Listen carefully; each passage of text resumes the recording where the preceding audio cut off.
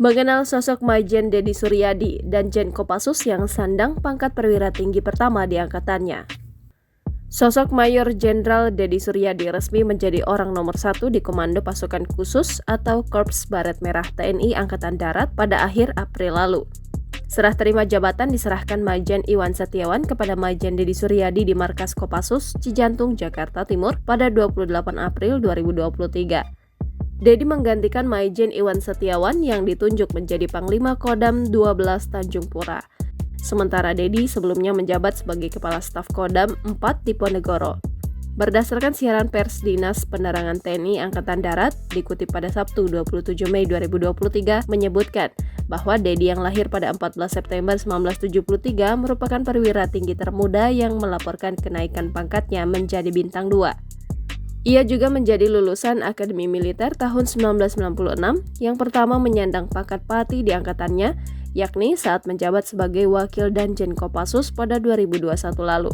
Sebagai informasi, mutasi Deddy sebagai Danjen Kopassus tertuang dalam surat keputusan Panglima TNI yang ditandatangani Panglima TNI Laksamana Yudo Margono tertanggal 29 Maret 2023. Deddy merupakan lulusan Akmil tahun 1996 dari Kecabangan Infanteri.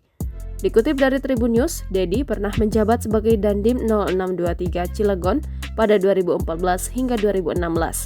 Setelah itu, ia mengemban amanah menjadi Komandan Grup 2 Sandi Yuda pada 2016 hingga 2017. Karirnya terus menanjak hingga Deddy ditunjuk menjadi Ajudan Presiden Joko Widodo pada 2017 hingga 2019.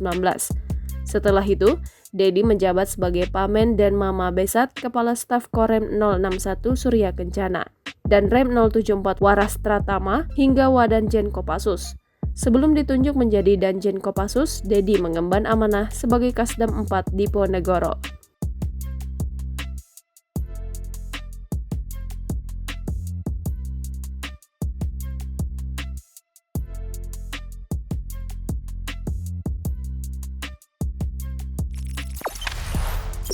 Jangan lupa subscribe, share, komen, dan like ya!